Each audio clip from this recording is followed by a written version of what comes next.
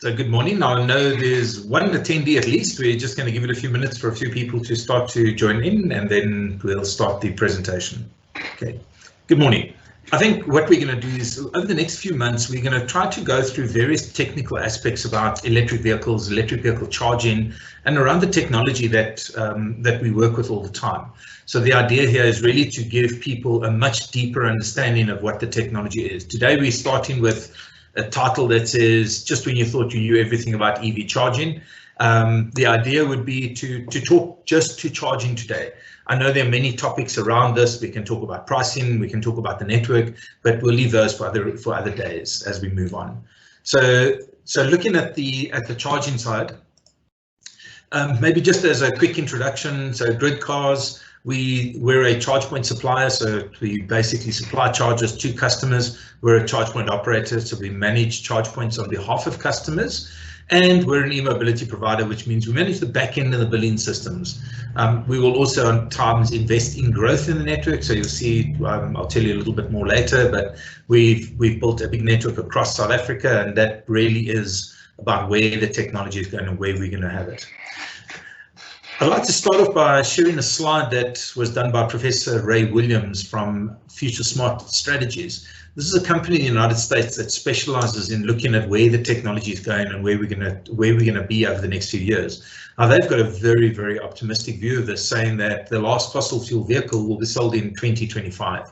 Now, really good to look up this article. It sounds like a very short time frame, but if you look it up and go and find the rest of it, you'll really enjoy and see how he approaches this whole problem and how they believe the adoption rate has to happen a lot faster than what people are actually thinking today.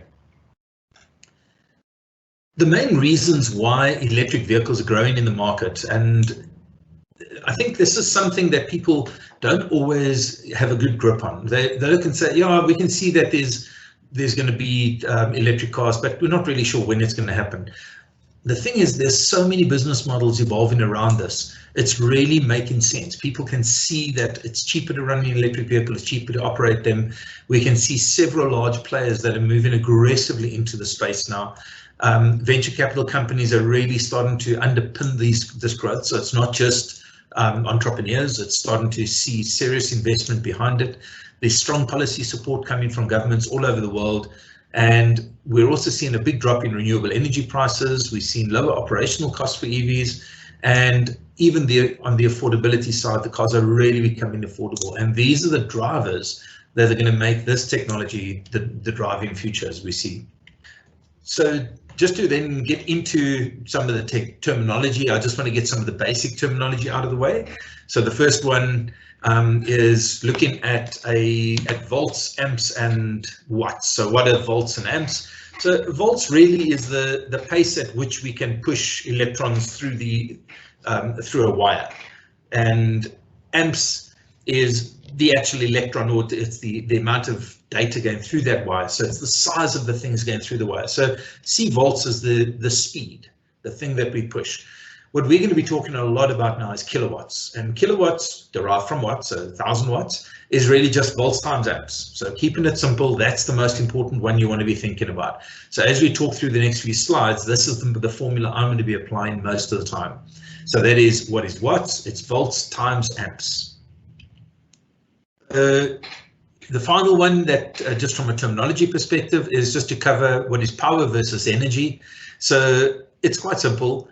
The power is the speed at which the water comes out of a hose pipe, and the energy is the amount of water that is in the bucket when you're filling up a bucket. So if you look at that little graph on the bottom left-hand corner, you can see that the power reaches a maximum and we're delivering power over time, and the energy is the total area under that graph. So the total amount of energy that has been delivered to the actual vehicle. So what we're going to be talking about now is this little curve and how this works.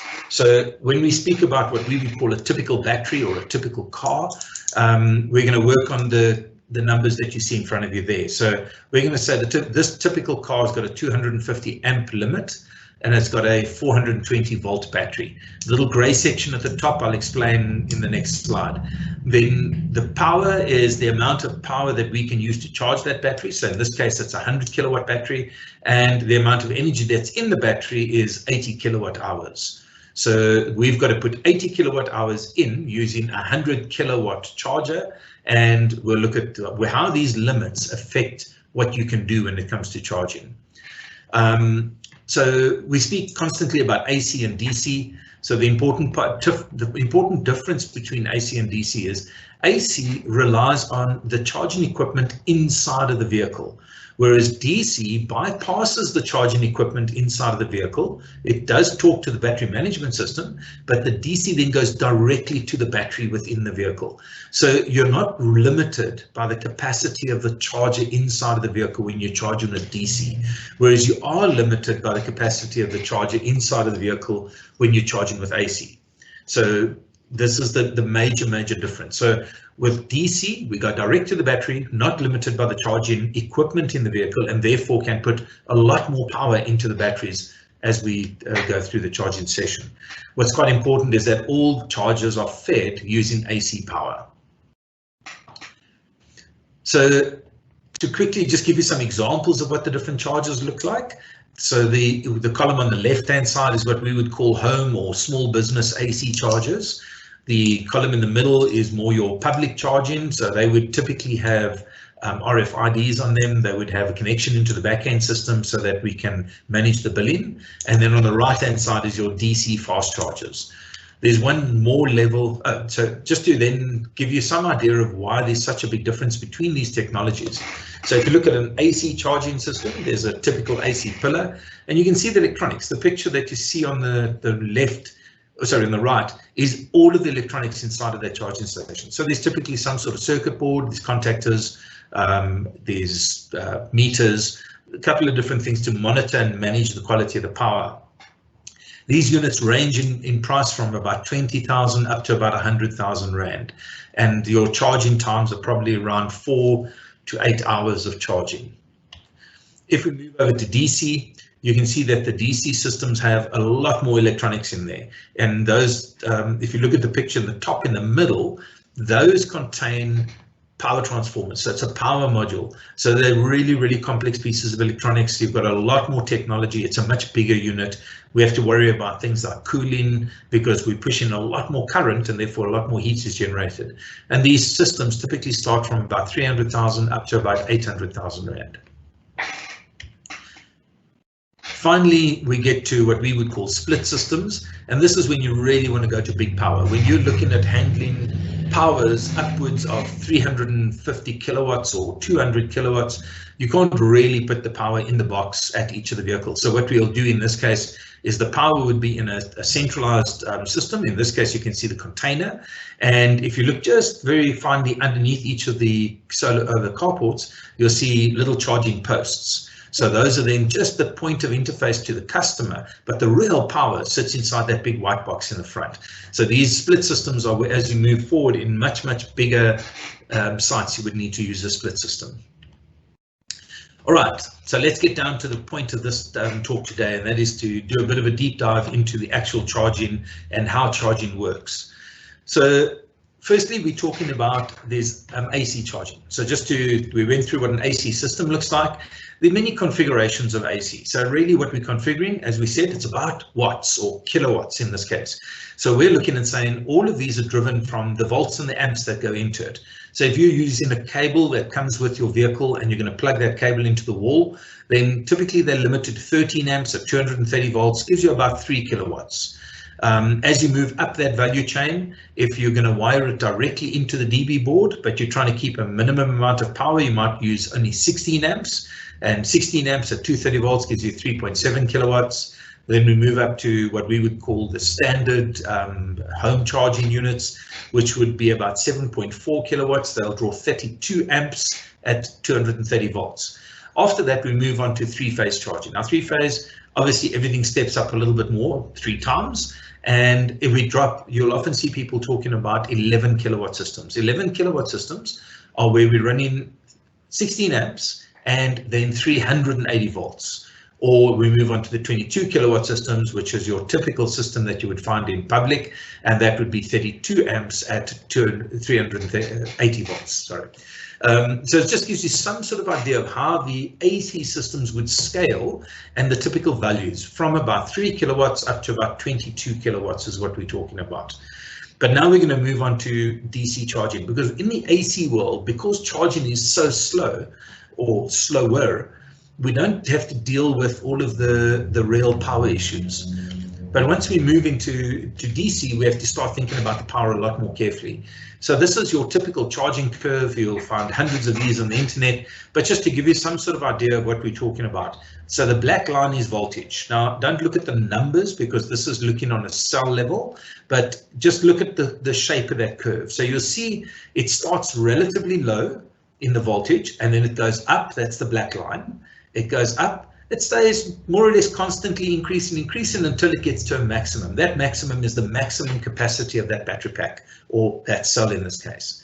If we look at the red line is current. So this is a constant current charge. So what happens is the charger would limit the current so that we don't exceed the current capacity of the battery. So you'll see there's the line coming across, and it shows this straight, it follows the current all the way. And at some point, normally when the voltage is really high and you're towards the end of your charging session, then the current must fall off. So you've got to start to then lower the current because we are capping the voltage. So we are now at constant voltage charging, but we're allowing the current to then fall off. The blue line is the interesting one. So that's the actual capacity of the charge. And pretty much the next 4 or 5 slides, I'm going to be talking about the end of that blue line. So you can see what happens is, so I'll be talking about the end of the blue line and the start of the black line and also the end of the red line. So I'm trying to give you some idea of what happens on the extreme ends of the charging calculations. So just so that you can understand, this is not a straightforward formula that we can just work out what the charge rate is going to be. Okay, so we're back to looking at our typical car. I've added into that, we've got a typical charger. So a typical car, in this case, it's going to be a 250 amp and a 420 volt system. And we've got a power capability of up to 100 kilowatts charging capability. Now we're going to arrive at a charger, and this charger only has 120 amp limit and a 500 volt charging limit for the charger. This gives us a total of 60 kilowatts. We would call that a 60 kilowatt charger, and we get that by doing amps times volts. So that comes out at 60. If you look down at the bottom left, you'll see when I spoke to you about that little gray area earlier. So when we talk about a charge voltage, the top charge voltage of the car is 420 volts. So remember, if we look at our graph, the voltage can get up to 420 volts, but it can start as low as 360 volts. So now we're looking at what happens as we start to charge a vehicle moving forward. So you can ignore the 3 at the bottom, they're just there for reference. What we're looking at now is the top row. So in the top row, when the battery is at 10%, the car is only able to deliver about 360 volts of battery. You can't charge the battery quicker than that because you'll hurt the battery. So we can only charge the battery just above what its current voltage is. So a flat battery is close to 360 volts. And based on that, we can only charge it at just a little bit over 360 to pull the voltage up. So what that'll then give you is that'll give you a maximum value on the car, limiting, because now we're looking at 360 volts times 250 amps, 90 kilowatts on the car. But if we go to the charger looks and says, oh, but I'm only getting 360 kilowatts. Remember, the rating of the charger was at the 500 kilowatt level. So at 360 kilowatts, this charger can only deliver 43 kilowatts. So the actual charging session will be the minimum of the 2 blue blocks in the line, which means 90 versus 43. We're only going to be charging at 43 kilowatts on the charger at this point in time. As we move up to 50%, I'll go a bit quicker now. You can see the calculation gives us 97 kilowatts. But on the charger side, only 47 kilowatts is available because that's where the 90 volts limits us. Even at our full voltage, when we get to about 80% of the charge, our full voltage gives us 100 kilowatts capable at the car, which is what the car is spec'd for. But the charger can only deliver 51 kilowatts because it's not the full voltage of the charger. And if we move down to the last line, now we've gone off the end of the charging cycle. Once we get to the 90% point, now the voltage is still high. So we still have a high voltage. Remember the graph, the black line is still high, but the red line is low. So we now start to lose amps. And when we lose amps, we're down to 50 amps. And at that point, the car is only ready to receive 21 kilowatts. While the charger, who has got a limit of 120 amps and 420 volts now from the vehicle, is capable of doing 51 kilowatts, but will only charge at 21 because the car is imposing the limit.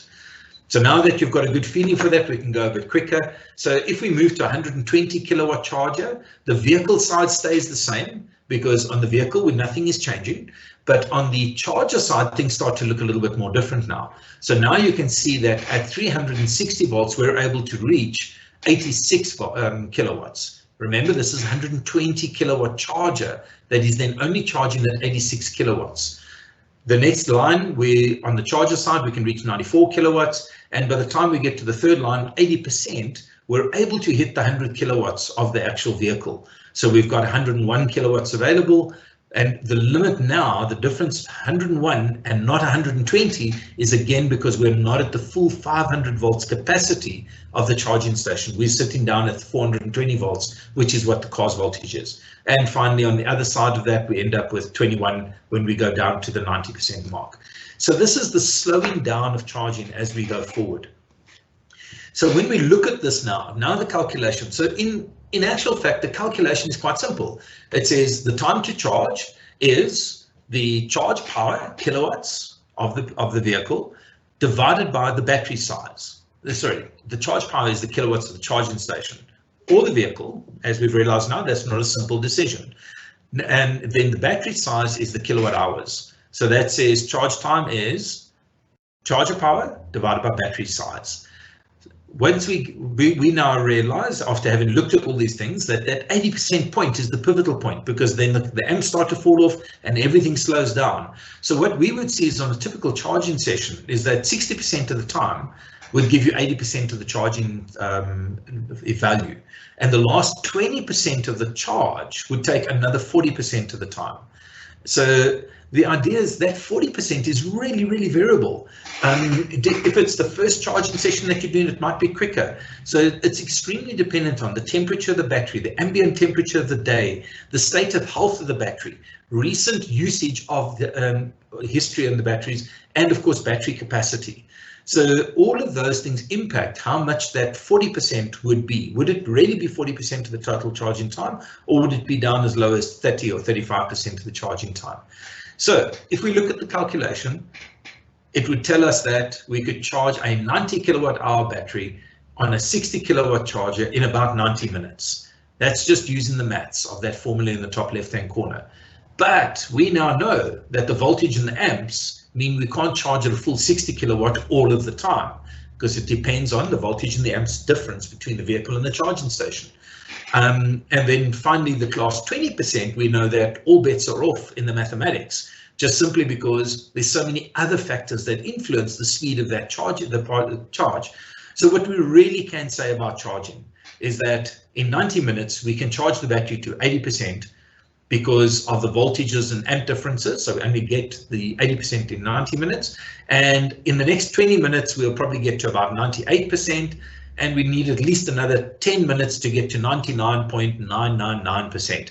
And the reason I put it like that is because we actually never ever get the battery completely full. There's always some amount that we haven't put into it. So it really gets to the point where you say, I'm done. And the chargers are relatively clever. From when you hit 99.9% or 99.99, the chargers will typically tell you that you're at 100%. And so would your car. So you're not really there, but for all intents and purposes, or all practical purposes, you are.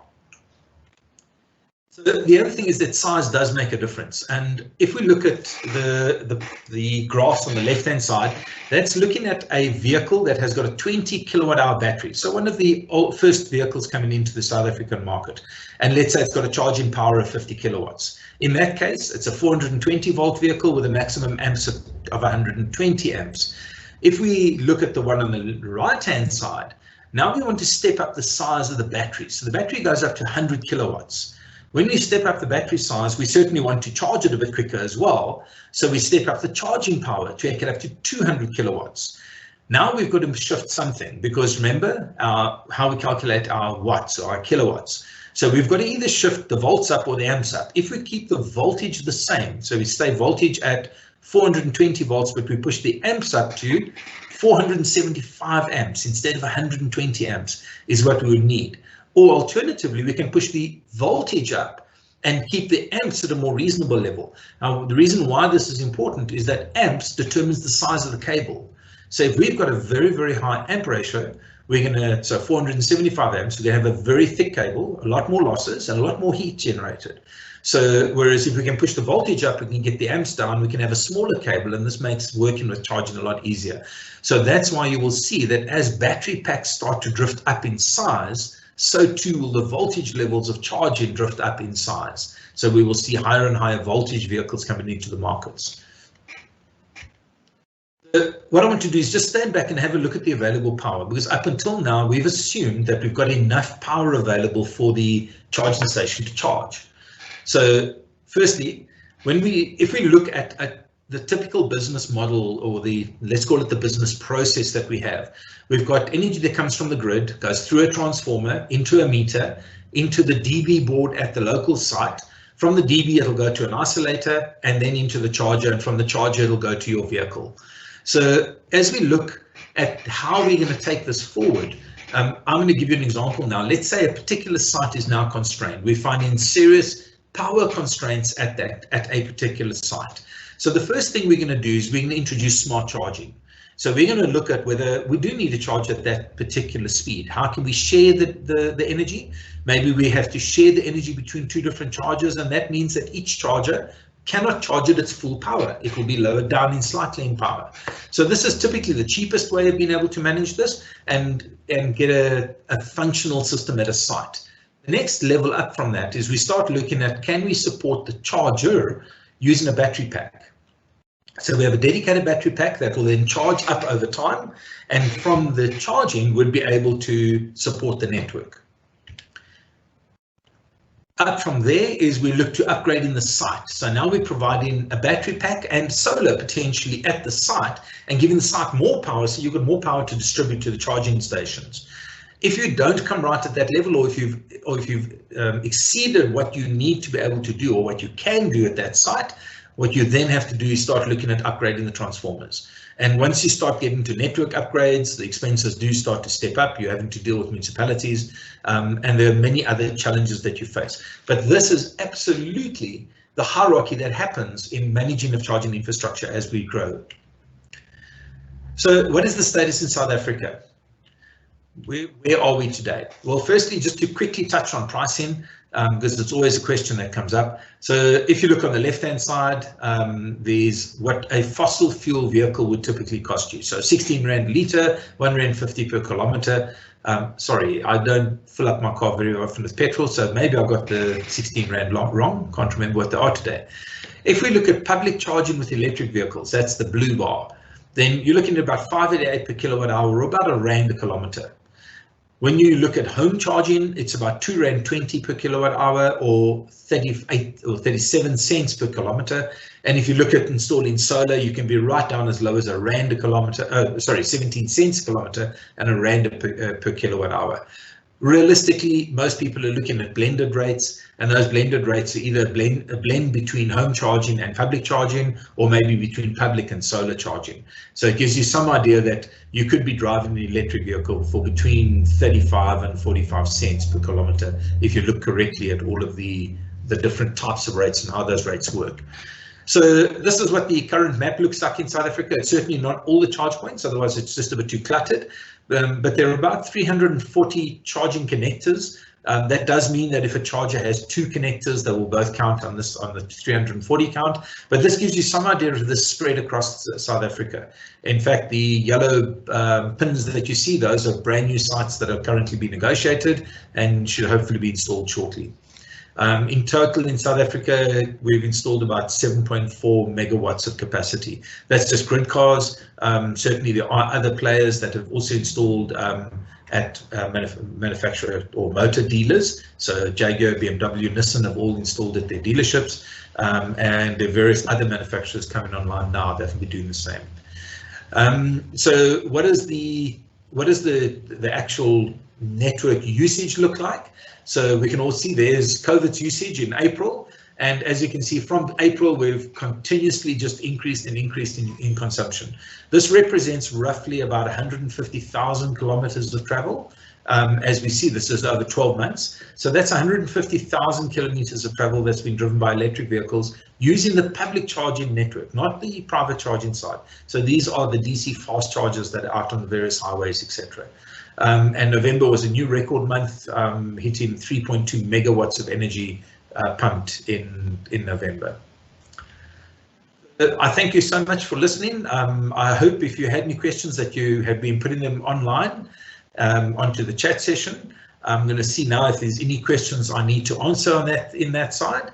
But you are welcome to communicate directly with me and to send me a message if you have any questions or would like to ask anything. And you can go to our GridCars website. You can call in at our office with lots and lots of different ways of finding out the information.